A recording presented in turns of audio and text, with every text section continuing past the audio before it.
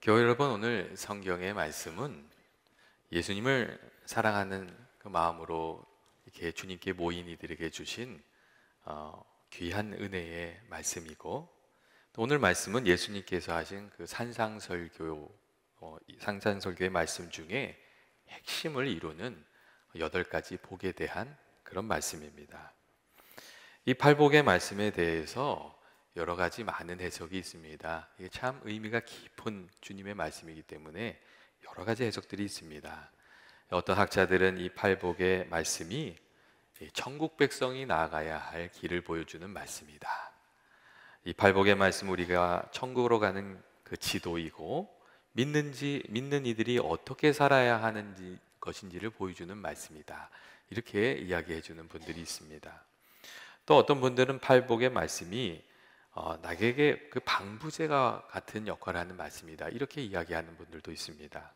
내가 썩지 않도록, 또 하나님으로부터 멀어지지 않도록, 영적인 긴장을 잃지 않고 살아가도록 때때로 읽으면서 내 마음을 깨우치는 그런 데 쓰임받는 말씀, 귀한 말씀이라고 이렇게 이야기하는 그런 분들도 있습니다.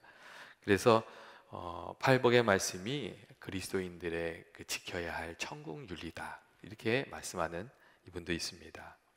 또한 팔복의 말씀은 예수님께서 주시는 위로와 격려와 축복과 약속의 말씀이기도 합니다. 예수님께서 이 말씀을 통해서 우리가 하나님 안에 거하고 하나님께서 우리와 함께 해주시면 우리가 어떤 은혜를 누리면서 살아가게 되는지를 말씀해 주고 계시기 때문입니다.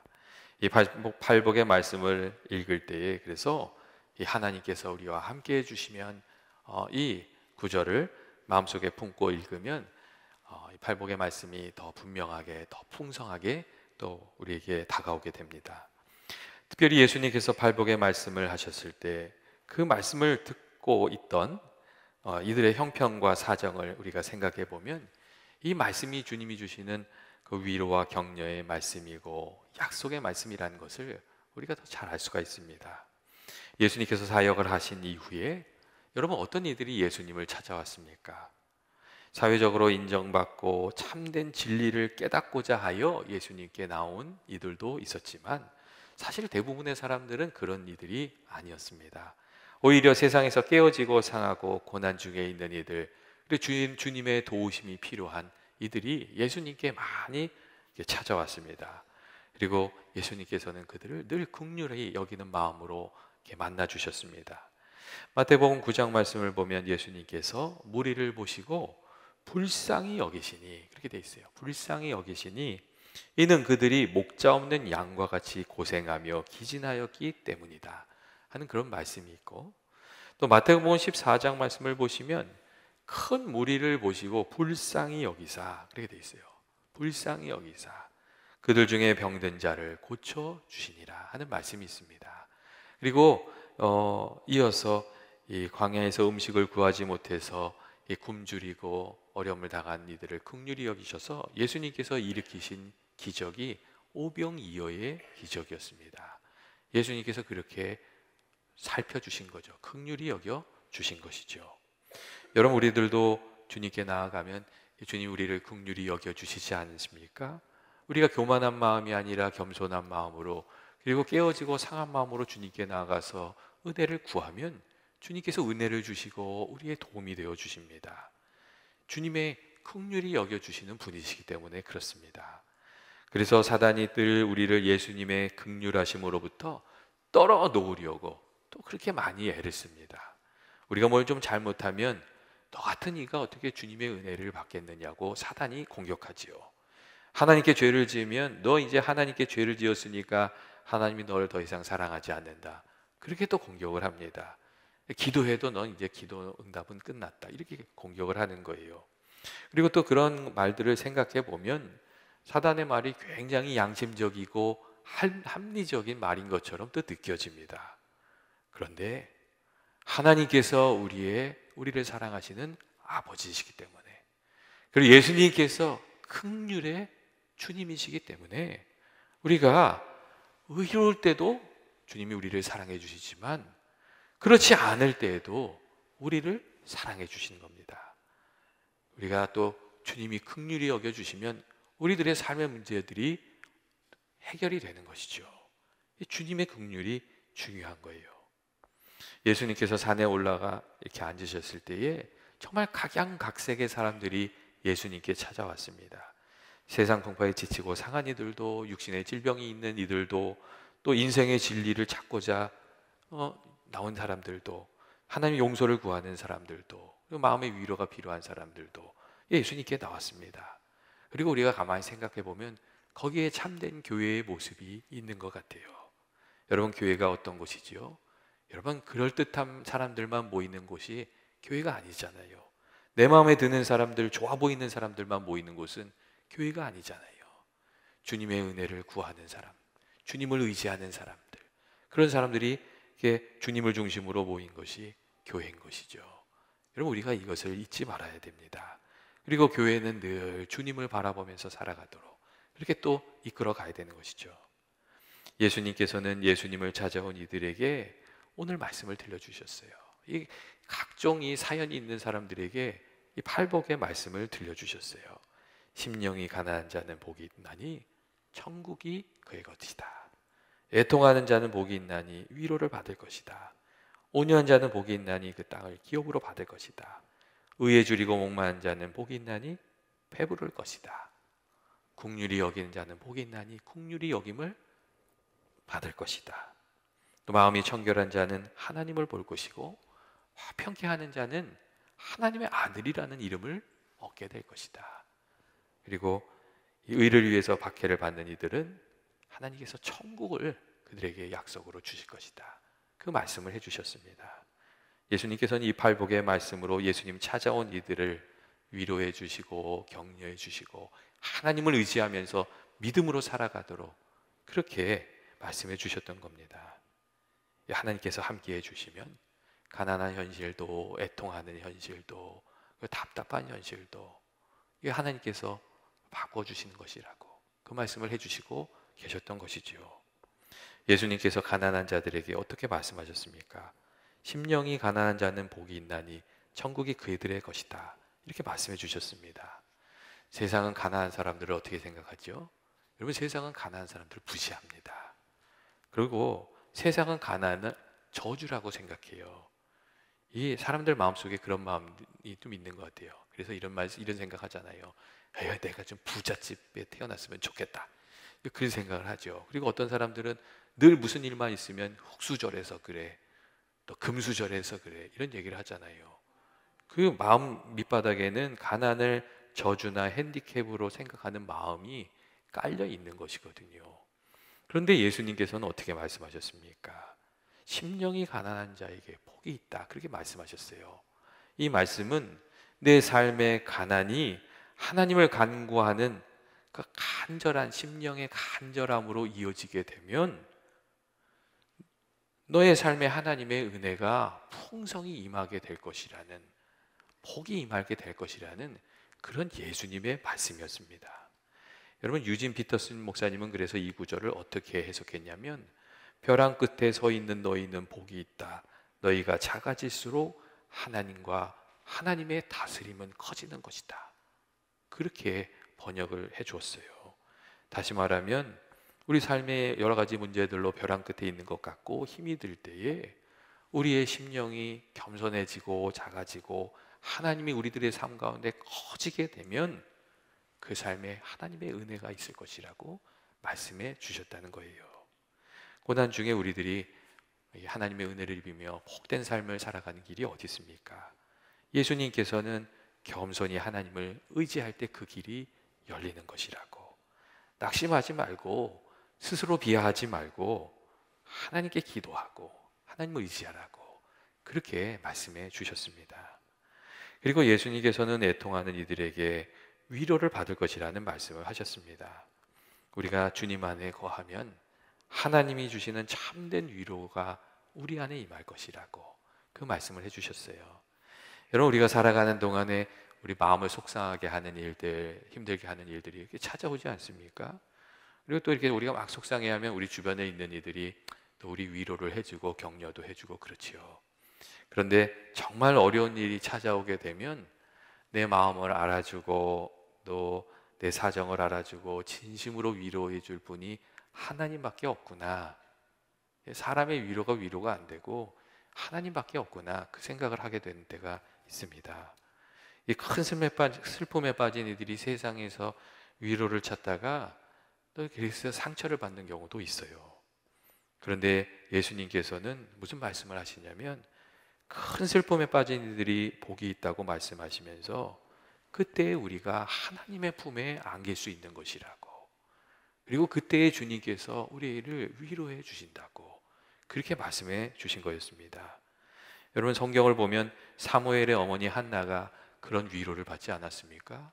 자녀가 없는 슬픔, 무시당하는 슬픔, 그 아픔을 가지고 하나님께 나아가서 간절히 그 상처 입은 마음을 내어놓았을 때에 하나님께서 한나의 그 안타까움을 받아주시잖아요. 그리고 은혜를 베풀어 주시잖아요. 그래서 사무엘이 나오는 거죠.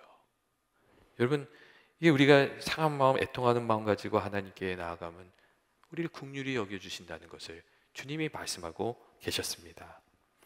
예전에 제가 아는 분도 그런 얘기를 한번 하셨어요.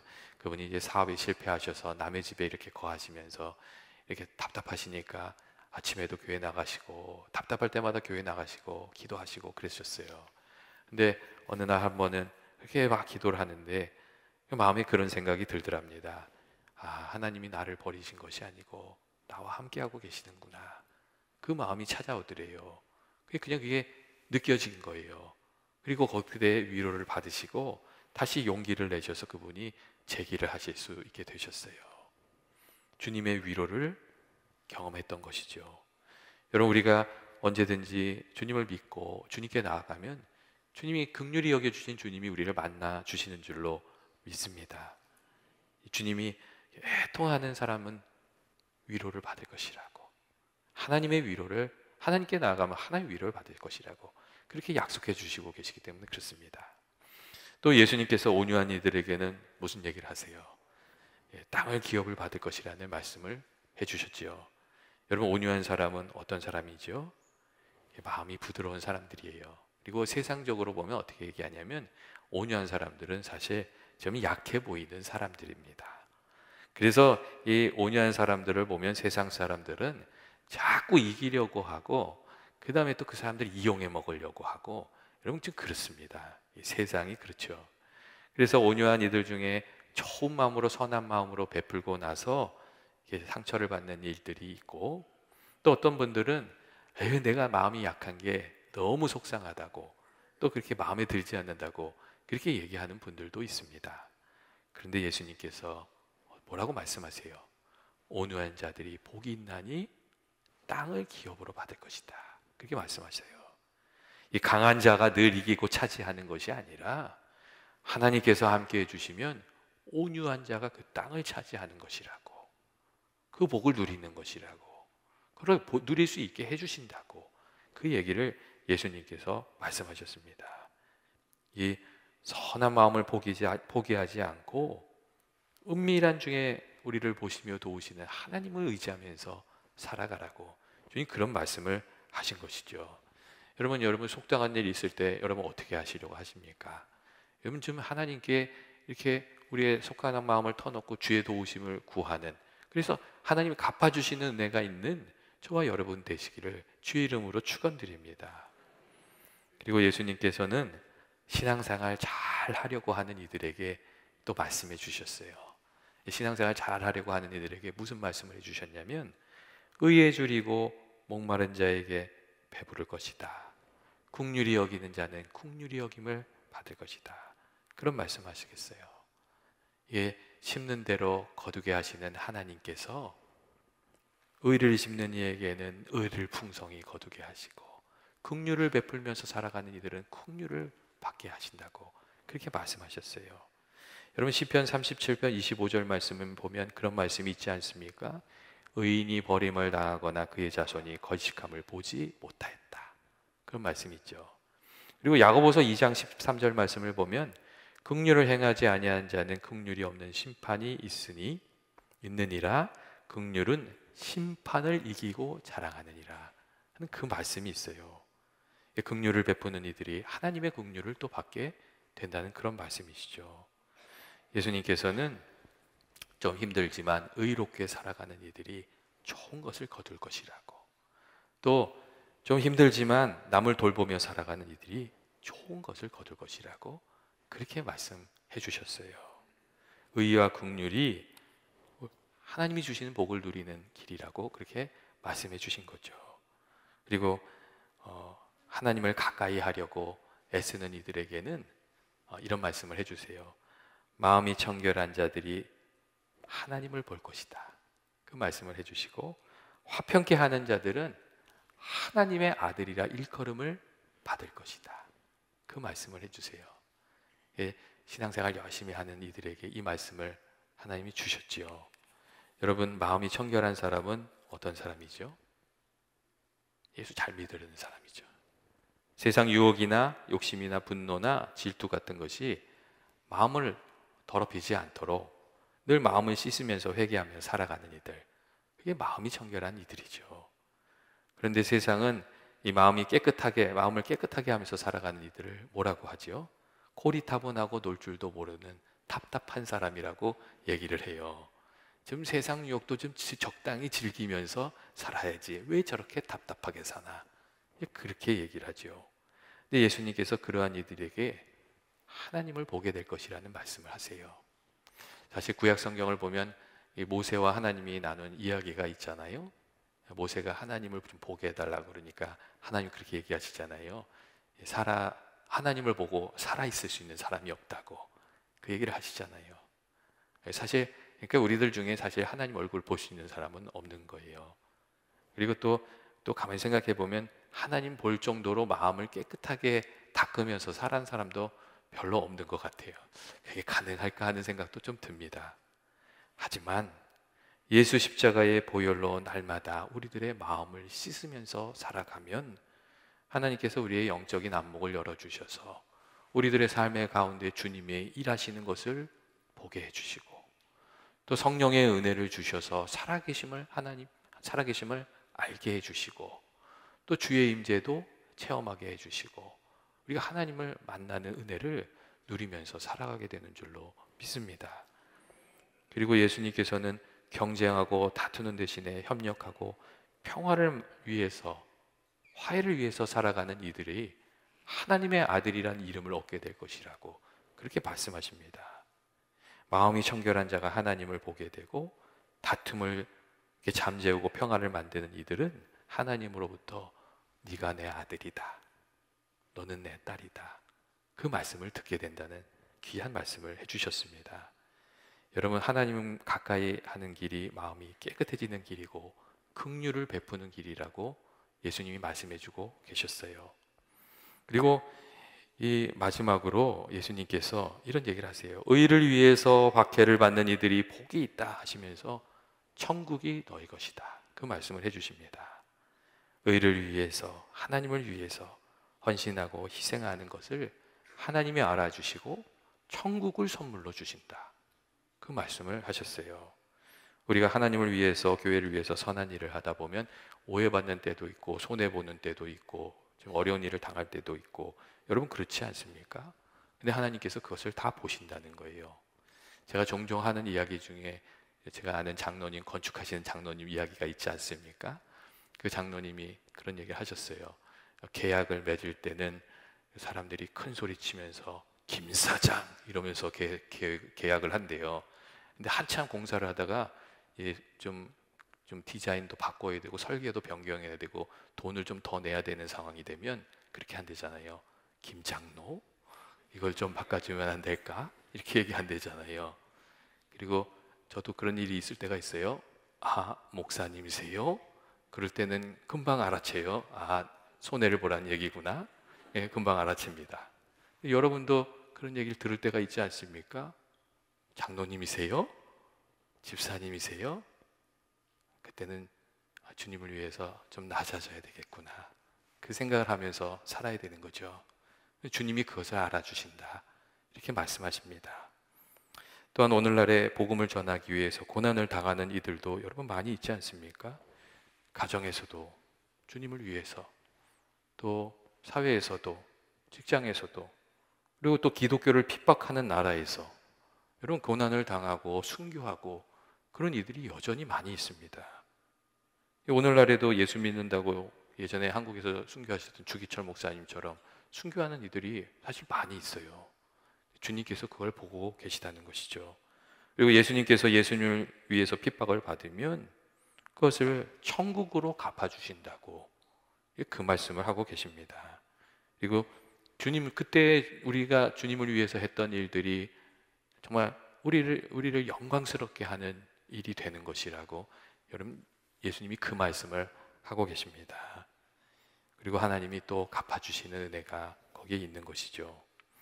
여러분, 예수님께서 말씀하신 이 팔복의 말씀은 단순히 이렇게 살아야 한다는 윤리의 말씀이 아닙니다. 이 말씀은 고난당하는 이들을 위한 주님의 위로이고 격려의 말씀이고, 또 그렇게 살아가면 주님이 귀한 복을 주신다는 약속의 말씀이기도 합니다. 여러분 어떤 마음으로, 어떤 자세로 살아가고 계십니까? 정말 이 주님을 바라보는 마음으로 살아가는 저와 여러분이 되시기를 원합니다.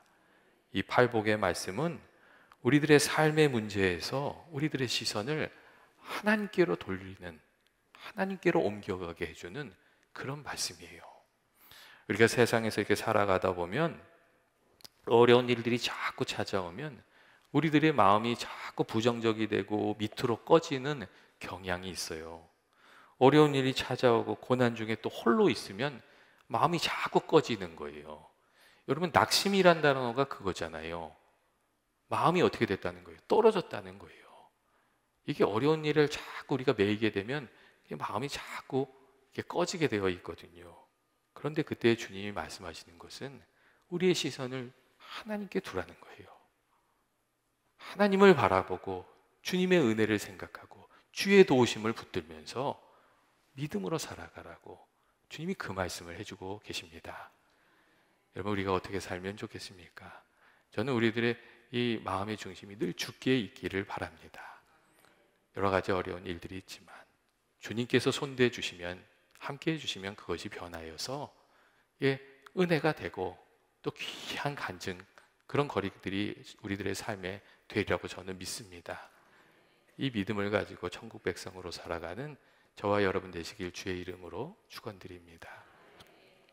오늘 주신 말씀 좀 같이 생각하면서 잠깐 우리 같이 기도하면 좋겠습니다.